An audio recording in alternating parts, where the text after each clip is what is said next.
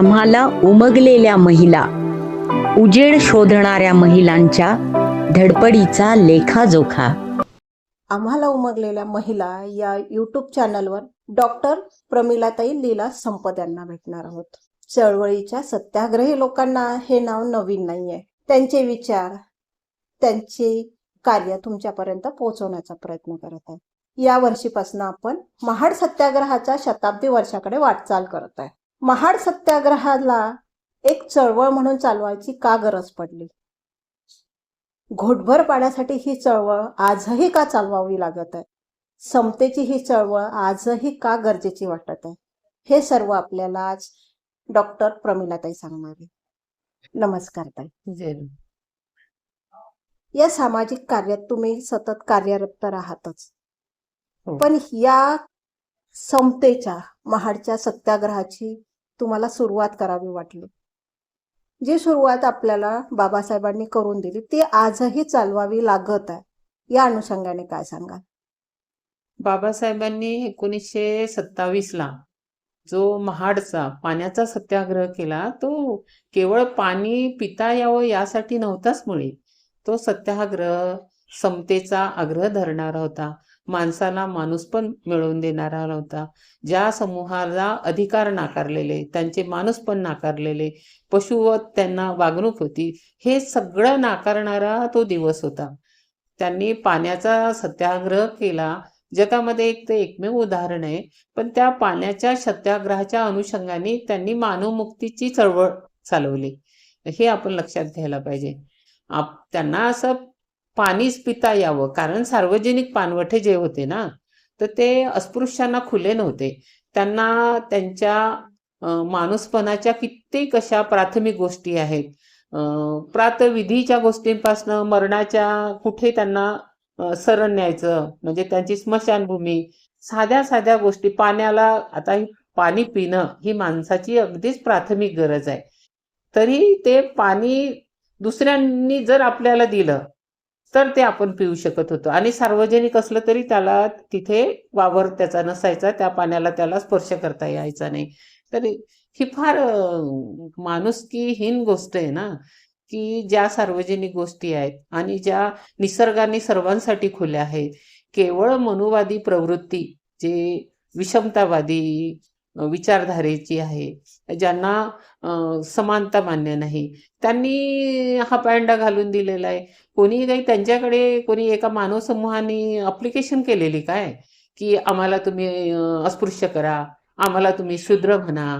ही तर काही एका समूहाने, ब्राह्मण ज्यांना म्हणतोय, ब्राह्मणी शासन म्हणा, ब्राह्मणी प्रवृत्ती म्हणा, त्याचाच हा कायदा ग्रंथ मनुस्मृती होती. म्हणून बाबासाहेबांनी जेव्हा महाडचा सत्याग्रह केला तर नुसता पाण्याचा सत्याग्रह नाही केला, तर पाण्याच्या सत्याग्रहामध्ये त्यांनी मनुस्मृतीचं दहन पण केलं. तर का केलं? कारण मनुस्मृती ही तर कायदा ग्रंथ होता ना, विषमतेचा कायदा ग्रंथ होता. एका समूहाला उच्च आणि एका मोठ्या समूहाला नीच मानत होता. म्हणजे त्यांच्या साध्या साध्या ज्या प्राथमिक गोष्टी आहेत त्या सुद्धा त्यांना घेण्याचा स्वातंत्र्य नव्हतं. एवढ्या छोट्या छोट्या गोष्टींसाठी त्यांना जीवाच्या आकांताने भांडावं लागत होतं. कित्येकांचे त्याच्यामध्ये प्राण जात. कित्येक लोक अशी आहेत की जे खूप तहान लागली आहे आणि त्यांना मागावं लागत, अरे बाबा मला थोडी खूप तहान लागली आहे, घोटभर पाणी देताय का? मग कोणी त्यांना शिव्या देते, कोणी त्यांना रागवतो, कोणी त्यांना वाटेल ती आपला अहंकार पोचण्यासाठी बोलताय, कोणी हिडीस पिडीस करताय. आणि जेव्हा कुठे कोणाला काही वाटेल तेव्हा त्यांना त्याच्या ओंजळीमध्ये पाणी टाकायचंय. हे आजच्या काळामध्ये सुद्धा काही ठिकाणी अल्प प्रमाणात का होईना पण आजही ही प्रवृत्ती दिसते. म्हणून हा संघर्ष आहे ना आज पण चालवावा लागत आहे. मनुस्मृतीने जे शासन व्यवस्था चालवलेली आहे ती आज डायरेक्ट स्वरूपामध्ये कमी झालेली दिसली, कारण बाबासाहेबांच्या संविधानाचा त्यांना असलेला प्रभाव, थोडी जरब आणि धाक ह्याच्यामुळे प्रमाण उघड कमी दिसतं. पण आजही खूप असे खेड्या विभागाचे हे आहेत ठिकाण आहेत की तिथे आजही तू घोड्यावरून का वरत काढली, तू आमच्या दारासमोरून वाजा गाजानेच का वरात नेली, इथपासनं भांडणं होतं. एवढंच काय, पोळा हा इथल्या भारतीय संस्कृतीचा, शेतीप्रधान संस्कृतीचा महत्वाचा सण. पण तुम्ही आमचे दारातून बैल सजवून का नेले? म्हणजे ज्या पशूंनी तुम्हाला अन्नधान्य पिकवायला मदत केली, एवढ्या जनतेचं ते जे त्यांच्या कष्टामुळे भरण पोषण होतं, त्यांना का सजवलं आणि त्यांना आमच्या जागेतून, अंगणातून, घरासमोरून का नेलं? याचा काही मनुवादी लोकांना एवढा राग येतो की ते आजही हल्ला करतात सामूहिकपणे. याचा अर्थच असा होतो की मनुस्मृतीचा प्रभाव म्हणजे पूर्वी इतका तीव्र नसला तरी आजही तो अनेक गोष्टींमध्ये दिसतो. तसंच स्त्रियांच्या जीवनामध्ये पण तो तुम्हाला अनेक सगळ्या मुद्द्यांवरून लक्षात येतं. मनुस्मृती बाबासाहेबांनी का दहन केली असेल बरं? जर तो केवळ पाण्याचा सत्याग्रह असता तर त्या मुद्द्यावरून त्यांनी त्याच्यावरच लक्ष केंद्रित केलं असतं ना. मनुस्मृती कायदा ग्रंथाला दहन का करावं असं वाटलं? कारण आहे ना, मनुस्मृती हा जे समाजामध्ये जे नियमन करतो, समाजाचं नियमन करतो, जे कायद्यानुसार, म्हणून त्याला कायद्याचं स्वरूप होतं आणि त्याच्यानुसार समाजाचं नियमन व्हायचं. म्हणून त्यांना ते विषमतेचा कायदा ग्रंथ नाकारायचा होता. त्या विषमतेवर त्यांना प्रहार करायचा होता आणि समतेचा एल्गार करायचा होता. म्हणून बाबासाहेबांनी क्रांतीभूमीवर 1927ला 25 डिसेंबरला त्यांनी दहन केलं. त्यामुळेच तो दिवस आम्ही महिला दिवस म्हणून घेतो. जसं आंतरराष्ट्रीय 8 मार्च हा आंतरराष्ट्रीय महिला दिवस आहे, तसाच हा भारतीय परिप्रेक्ष्यामध्ये स्त्रियांच्या गुलामीचा एक महत्वाचा कायदा ग्रंथ, जो आज आम्ही समतेचा आग्रह करतो, ज्या स्त्रिया, स्त्री पुरुष समानतेचा, तर त्यांच्या दृष्टीने मनुस्मृती ग्रंथ नाकारणं जास्त महत्वाचं आहे. बाबासाहेब इतके पुस्तकांवर प्रेम करायचे. अनेक संदर्भ आहेत की स्वतःच्या मुलापेक्षा त्यांना पुस्तकांवर त्यांचा प्रेम असायचं. त्यांनी आपलं राजगृह पुस्तकाच्या सोयीनुसार बनवून घेतलेलं आहे. तर अशा एका महान व्यक्तीने, जे जागतिक कीर्तीचे, जगाला एक नवं वळण देणारे, माणसाला समतेने जगता यावं, स्वातंत्र्य मिळावं, लोकशाहीचा पुरस्कार करणारे, अशा महामानवांनी जर एक पुस्तक जाळलं तर काही तर कारण असेल ना. ती कारण मीमांसा समजून घेताना स्त्रियांना किती खोलवर त्यांच्या शोषणाचे पानमुळं रुजलेली आहेत हे आपल्या लक्षात येतं. मनुस्मृती दहन बाबासाहेबांनी अनेक मुद्दे लक्षात घेऊन केलेलं आहे. चवदार तळ्याचं सत्याग्रह आपल्याला मनुस्मृती दहनापासून फार वेगळा काढता येत नाही. मनुस्मृती दहन आणि चवदार तळ्याचा म्हणजे पाण्याचा संगर हा एकमेकांशी अगदीच निगडीत जोडलेले प्रश्न आहेत. म्हणूनच तर बाबासाहेबांनी मनुस्मृतीचं दहन केलं असेल ना. पाण्याचा सत्याग्रह करताना त्यांनी आम्ही आमचे जे नैसर्गिक हक्क आहेत ते आम्ही बजावू याचा त्यांनी निर्धार केला. आणि तिथले महाडचे जे सुरबानाना टिपणीस, चित्रे साहेब, प्रधान, असे काही नागो पाटील, असे काही मंडळी होती जे पुरोगामी विचाराची होती. त्यांनी बाबासाहेबांना बरीच मदत केली. मला एक संदर्भ आठवतो वाचलेला. महाड हे तळ सार्वजनिक आहे याचा त्यांना पुरावा होता आणि बाकीचे लोक म्हणायचे नाही ते आमचं आहे, याला तुम्ही स्पर्श करता कामा नये. आणि यांना सिद्ध करायचं होतं कोर्टामध्ये की ते सार्वजनिक तळ आहे. तर ते पुरावे शोधण्यासाठी, त्या सगळ्या जुन्या चोपड्या पाहण्यासाठी अनेक ही मंडळी पण तिथली कामी लागली. आणि अचानक जेव्हा त्यांना तो कागद मिळाला, त्यांना काय आनंद झाला. त्यांनी ते नमूद केलेलं आहे. मी त्यांची मुलाखत घेतली तेव्हाही आणि पुस्तकामध्ये पण याचे रेफरन्स आहेत. झुंबरलाल कांबळेंनी याच्यावर महाडचा सत्याग्रह म्हणून लिखाण केलेलं आहे. त्यांचे पुस्तक आहेत. आणि मला तर त्यांच्या इंटरव्ह्यूज नाही घेता आलेल्या, पण त्यांचे नातू वगैरे होते, मुलं होते, त्यांच्याशी मी बोललेले आहे, त्यांच्या घरी पण गेले आहे. आणि महाडच्या सत्याग्रहाची जेवढी आम्हाला खोलवर माहिती घेता आली तेवढी आम्ही प्रयत्न केलाय आणि समजून घेण्याचा प्रयत्न केलाय की बाबासाहेबांनी पाण्याचा सत्याग्रह का बरं केला आणि मनुस्मृती पण का जाळली. तर याचा आपण त्यांचा फार वैचारिक संघर्ष दिसतो याच्यामध्ये. मनुस्मृती आणि राज्यघटना. मनुस्मृती हा विषमतेचा पुरस्करणारा कायदे ग्रंथ आहे आणि संविधान हे समतेचा पुरस्कार करणारा. आपल्या महिलांनाही जे हिंदू कोड बिलासाठी बाबासाहेबांनी आपल्या मंत्रिपदाचा राजीनामा दिला हे त्याचंच उदाहरण आहे ना. म्हणजे त्यांच्या जीवनातला एक एक प्रसंग जर आपण पाहिला ना की त्यांनी मनुस्मृती का दहन केली ना, हा खूपच बरं आपल्याला असं वाटते की एक पुस्तक त्यांनी जाळलं.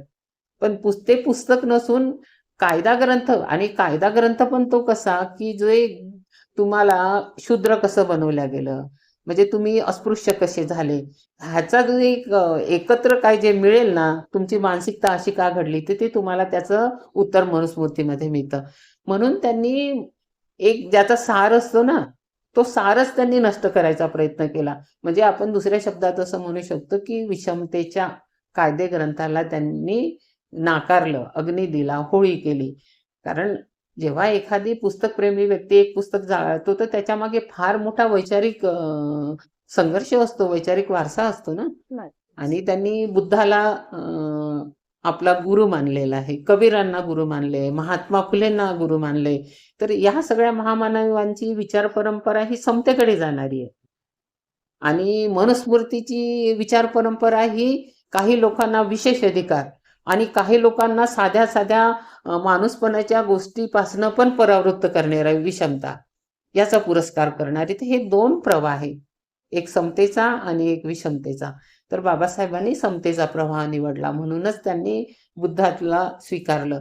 तेही विज्ञानवादी बुद्ध आपल्याला त्यांनी बुद्ध आणि धम्मामध्ये मांडून आपल्या देशामधला जो बुद्ध विलुप्त झाला होता तो नव्याने पुन्हा त्यांनी अभ्यास करून चिंतन करून विचार मनन करून आपल्यापर्यंत पोहोचवला. हे त्यांचे इतके मोठे उपकार आहेत भारत देशावर.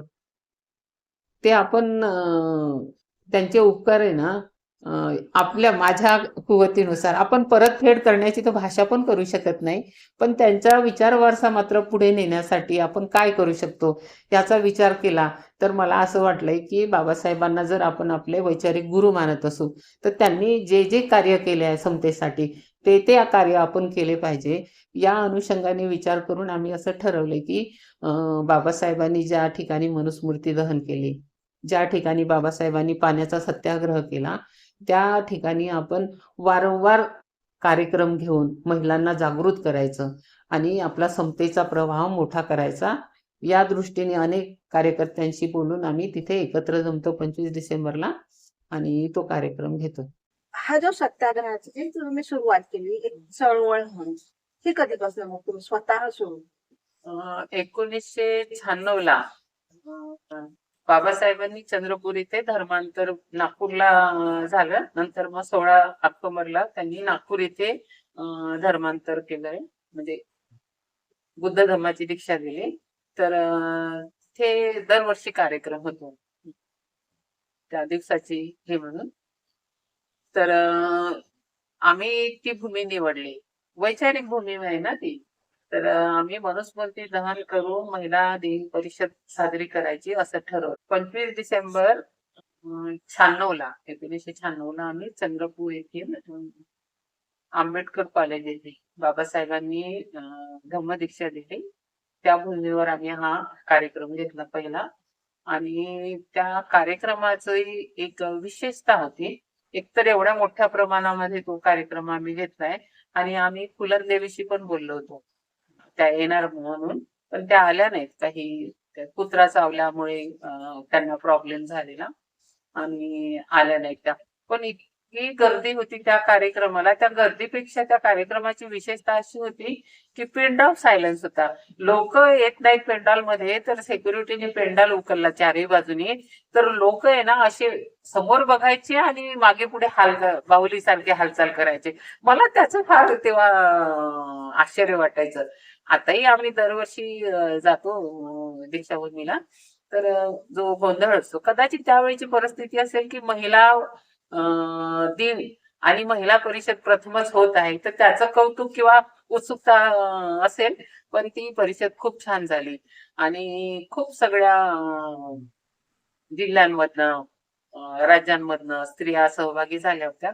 आम्ही 97ला वर्धा येथे दुसरी परिषद घेतली आणि प्रत्येकाने मग आपापल्या जिल्ह्यांमध्ये घ्यायचे. प्रकाश आंबेडकर हे सुद्धा मनुस्मृती दहन दिवस, महिला दिवस म्हणून साजरा करतात वेगळ्या वेगळ्या जिल्ह्यांमध्ये. आणि आठवले साहेबांच्या महिला भगिनी पण घेतलं. बऱ्याच म्हणजे महिला संघटनांनी, आता तर तो भारतभर भारतीय महिला दिवस म्हणून साजरा होतो. आणि तेव्हा आम्ही मग असं ठरवलं की जी बाबासाहेबांनी जिथे मनुस्मृती दहन केली त्या भूमीवर शुकशुकाट असायचा. म्हणजे आम्ही तर वेगळ्या वेगळ्या जिल्ह्यांमध्ये करतच होतो, राज्यांमध्ये करतच होतो, पण जिथे बाबासाहेबांनी मनुस्मृती दहन केली त्या भूमीवर कार्यक्रम नाही व्हायचा. तर तेव्हा मी संकल्प केला की या भूमीवर तो दिवस आपण दरवर्षी साजरा केला पाहिजे. आणि 98 पासून आम्ही तो दिवस जिथे सुरुवात झाली तिथेच दरवर्षी महाडला करायला लागलो. आता हे पूर्ण जिल्ह्यांमधनं लोक येतात, महाराष्ट्रातून जास्त जथ्थे येतात, विदर्भातून जास्त येतात. पण जे वक्ते असतात, जे विचार महिलांसमोर मांडतात, ते देशभरातून येतात. आणि काही महिला मंडळ कमी प्रमाणामध्ये इतर राज्यांमधून पण येतात. तर अशी आमची दरवर्षी परिषद 1996 पासून आता 30 वर्ष झाले. आणि आता शताब्दी येते 27 मध्ये. 1927ला जो त्यांनी कार्यक्रम केला, तर 2027ला 100 वर्ष होतील ना. तर आम्ही 22 पासून 2022 ते 2026 पर्यंत जागृती महोत्सव, मनुस्मृती शताब्दी जागृती महोत्सव असा हा कार्यक्रम घेतोय.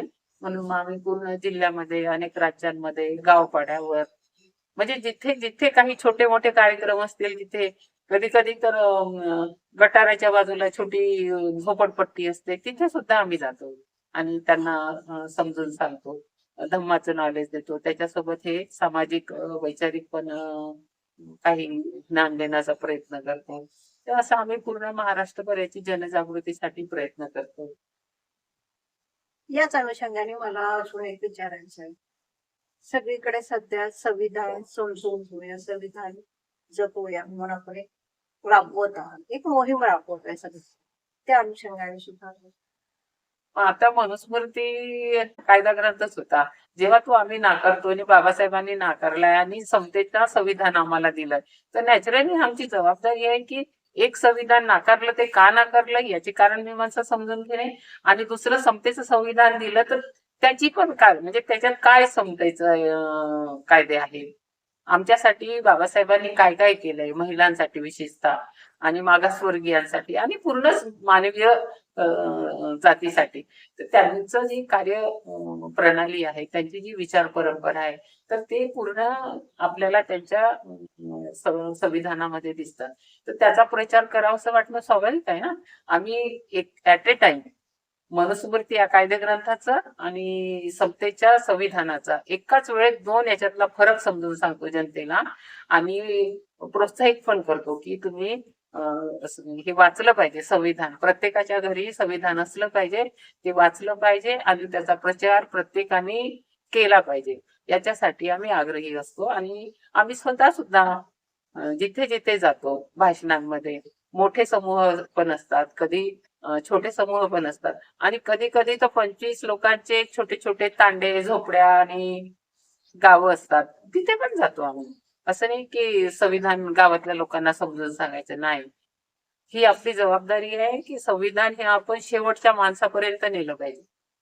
त्यांना समजलं पाहिजे की संविधान काय आहे आणि बाबासाहेबांनी आपल्याला किती मोठी गोष्ट दिली आहे. आज त्या संविधानाच्या प्रभावामुळेच, संविधानामुळेच आज आपण जे आज लोकशाहीमध्ये श्वास घेतोय, किंवा जे आम्हाला जे आज शिक्षणाचे द्वार खुले झालेले आहेत, उच्च शिक्षणाचे द्वार खुले झालेले आहेत, आज आम्ही नाकारलेल्या पाणवठ्यांवर जाऊ शकतो, आमची नाकारलेली घोड्यावरची वरात काढू शकतो. जे जे म्हणून आम्हाला नाकारले ना, ते ते म्हणून आपण आता जे करतोय ते केवळ आणि केवळ बाबासाहेबांच्या संविधानामुळे करतो. कायदेशीर त्यांनी आपल्याला एक संरक्षणाचं कवच दिलंय. संविधान समजून घेणं नुसतं आपलं ते हे नाही आहे, जबाबदारी नाही आहे, तर ते आपल्या जीवनामध्ये इम्प्लिमेंट करणं आणि ज्या समूहाला ते समजत नसेल, ज्यांना गरज आहे त्यांच्यापर्यंत नेणं हे आपली आता काळाची गरज आहे आणि आपण ते केलं पाहिजे. महाडचा सत्याग्रह असू द्या, मनुस्मृतीचा असू द्या किंवा आपल्या संविधान जागूया, या तिन्ही याचा एक जर सार जर आपण म्हटलं, मानवतेसोबतच महिलांना स्वतेची जाणीव देते की नाही, तुला सुद्धा काही अधिकार आहे, तू सुद्धा एक मानव म्हणून जगू शकते किंवा तुला तुझी ओळख करता येते. त्या अनुषंगाने तुमचा जो सत्याग्रह आहे तो काय सांग? महिलांच्या बाबतीमध्ये तर एक तुम्ही म्हण ऐकता ना, म्हण म्हणण्यापेक्षा एक सुविचार ऐकताय की बाई ही जातीचं द्वार आहे. म्हणजे ती मूल जन्माला नाही घालत, तर ती जातीचं मूल जन्माला घालते आणि तिच्याच अनुषंगाने ती जात पुढे पुढे पुढे पुढे चालत राहते. म्हणूनच स्त्रियांना नाही का जेवढी बंधनं लागली ना जाती व्यवस्था बंदिस्त करण्यासाठी आणि जाती व्यवस्था टिकवण्यासाठी, रूढी परंपरा सण वार आचार विचार जे आहेत ना त्यांनी मोठा रोल निभावलाय. म्हणजे त्यांनी आपल्याला बांधून ठेवण्यासाठी किंवा आपल्या ब्रेन वॉश करण्यासाठी, म्हणजे त्या याच्यात गुंतून राहण्याची जे सणवार आहेत ना, जे आपण आता बाया बांगड्या घालतोय, कुंकू लावतोय आणि जिनी नाही लावलं तर लगेच आपण म्हणतो काय ग तुझे मिस्टर गेले का तू आज. म्हणजे आपण त्या कुंकवावर ती जी टिकली लावते तिच्या रंगावर आपण गृहीत धरतो की तिचे मिस्टर गेले की आहेत.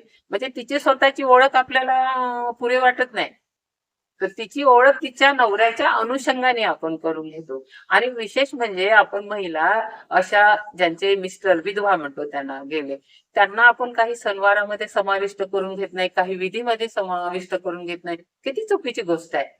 म्हणजे कोल्हापूरला एका गावामध्ये असा ठराव झालाय की ज्या विधवा महिला असतील आणि जे त्यांचे तुम्ही अलंकार काढता, बांगड्या फोडणं म्हणा, त्यांचं कुंकू पुसणं म्हणा, जोडवे काढणं म्हणा, त्यांना कुठल्या सण समारंभामध्ये समाविष्ट न करून घेणं म्हणा, या सगळ्यांवर त्यांनी बॅन आणलाय आणि नाकारल्या या सगळ्या गोष्टी की आम्ही स्त्रिया आता आम्ही महिलांमध्ये भेदभाव करणार नाही आणि आमचे असे वेगळे वेगळे कंपार्टमेंट तयार करणार नाही.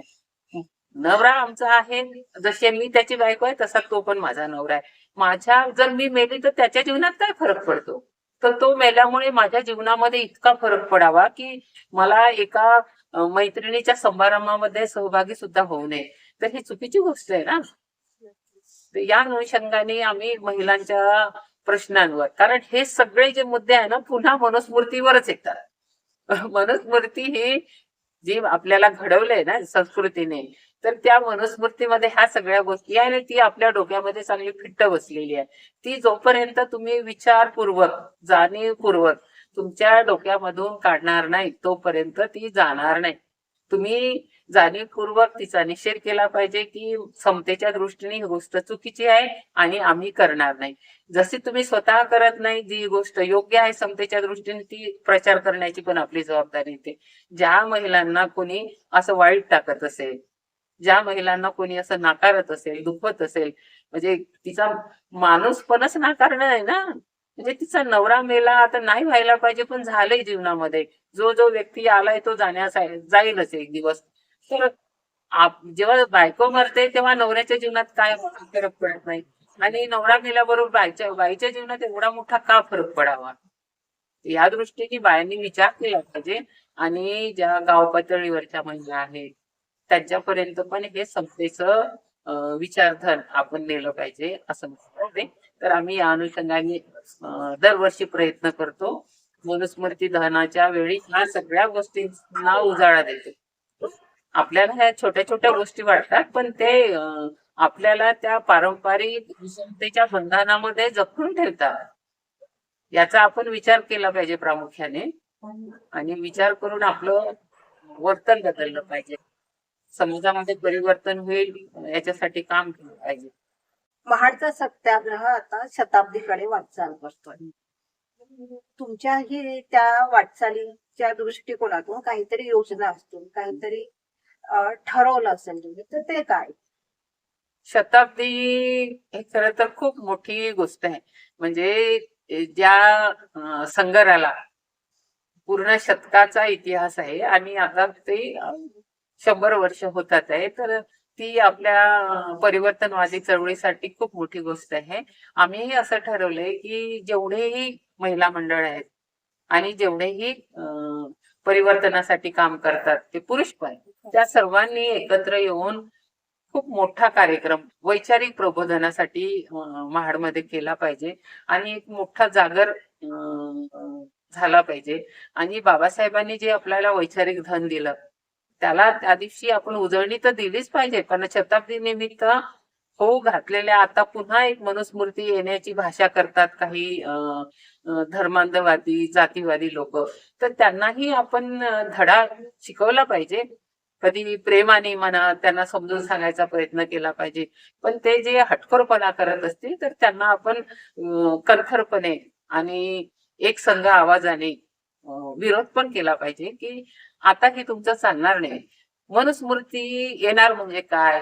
आता मनुस्मृती लागू करायची असं म्हणतात, काही काही तर लिहितात, पुस्तकं लिहितात, लेख लिहितात की मनुस्मृती किती चांगली होती. तर त्यांना हा प्रश्न विचारावासा वाटतो, मग काय आता तुम्ही मनुस्मृती लागू करणार म्हणजे तुमच्या पोरींना मग तुम्ही पुन्हा नवरा मेल्यावर त्यांच्यासोबत सती जायला लावणार आहात का?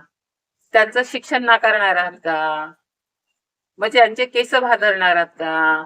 मग त्यांनी 4 बायका केल्या नवऱ्याने, म्हणजे जो आता एक पत्नी द्विभार्य प्रतिबंधक कायदा चालू झालाय आणि आता एक बायको असताना दुसरी बायको कायद्याने करता येत नाही. तर मग हे तुम्ही अनेक पत्नीचा कायदा स्वतःच्या मुली सुना अनेक नात्यामध्ये आहे, तर त्यांना तुम्ही या स्वरूपात पाहायला तुम्हाला आवडणार आहे का? आज त्या ज्यांना तुम्ही सुना लेकीच्या पगारावर तुम्ही जगता आहात, तर तुम्ही अशी भावना करू शकाल का की उद्यापासून माझी म्हणजे ती अनपढ होणार आहे आमच्या सगळ्या ज्या शिकल्या आहेत त्या, आणि उद्यापासून मनुस्मृती लागू होते बाबा, तर तुम्ही जे जुनं चालू होतं तर तसं त्या 100 वर्षाच्या आधीच्या वातावरणात असं काही तुम्ही जे विचार करतात की मनुस्मृती आली पाहिजे, जिचा मनुस्मृतीचा पुरस्कार करतात, तर ते असं करू शकणार आहेत का? जर तुम्हाला असं शक्य नाही तर तुम्ही कुठल्या अनुषंगाने मनुस्मृतीमध्ये असं काय आहे बरं देशाचं हित मानव हित तर तुम्हाला वारंवार मनुस्मृतीचा पुळका येतो? म्हणजे खूप सगळे अशी लोक आहेत जे अभ्यासक आहेत. साळुंखेंचं याच्यावर चांगलं पुस्तक आहे, मनोहर सरांनी लिहिलंय. बरेच जणांनी मनुस्मृती किंवा कौशल्य आनंदांनी पण त्याच्यावर असे अनेकांची पुस्तकं पण आहेत आणि छोटी छोटी पुस्तिका पण आहेत की मनुस्मृती बाबासाहेबांनी का जाळली. त्याच्यामध्ये ही सगळी कारणमीमांसा आहे. तर ती कारणमीमांसा या पिढीला माहिती असताना सुद्धा दुःखाची गोष्ट अशी आहे की त्या ह्याचा विरोध करत नाहीत अनेक महिला. म्हणजे त्या धर्माच्या परंपरेच्या जातीच्या कोशामध्ये स्वतःला असं वाटतं की त्यांना की सेफ आहे.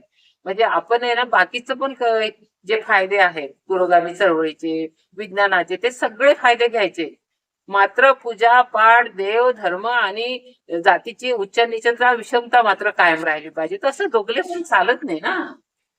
म्हणजे महिलांना महिलांच्या विरोधात भडकवण्यासाठी त्यांचे अनेक गट करण्यासाठी त्याचा वापर होतो. म्हणजे जर तुम्ही मनुस्मृती सिरियसली समजून घेतली नाही ना तर तुम्हाला ती खरंच का जाळली आणि आजच्या काळामध्ये तिची आवश्यकता आहे का या अनुषंगाने विचार करू शकाल ना.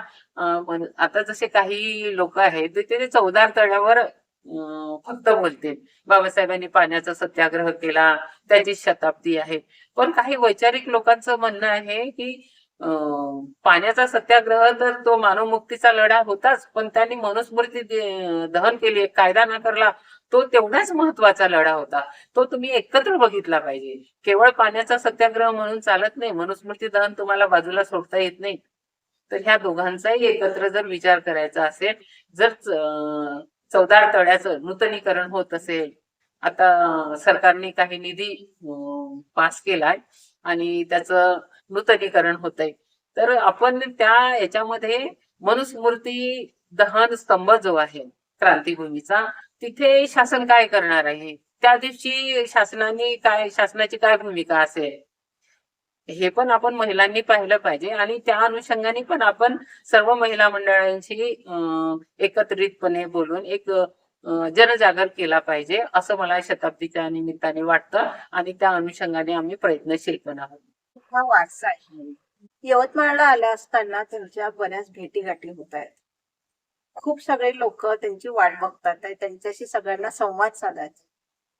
या सगळ्या भेटीगाठी त्यांच्या म्हणजे जो सगळा कार्यक्रम आहे, वेळ आणि पत्रक आहे, त्यात त्यांनी मला थोडा वेळ दिला आणि त्यांची भूमिका अजून लोकांपर्यंत पोहोचवण्यासाठी जे काही मला एक चान्स दिला त्याबद्दल मी तुमचे खूप खूप आभार. मी पण तुमचे धन्यवाद मानते की तुम्ही आमचा जो महिला चळवळीचा प्रवास आहे तो अनेक लोकांपर्यंत नेण्यासाठी स्वतःची पण एक जबाबदारी ओळखून आपली भूमिका पार पाडली.